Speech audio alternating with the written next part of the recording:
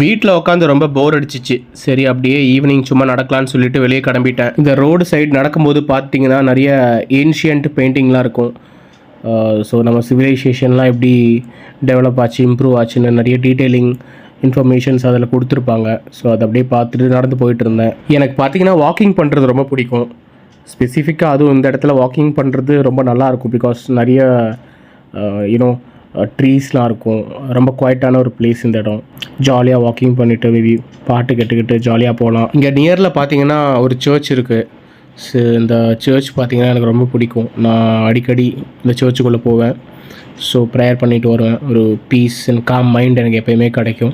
நீங்கள் எல்லோரும் உங்களுக்கு டைம் கிடைக்கும்போது கோயிலுக்கு சர்ச்சுக்கெலாம் போங்க.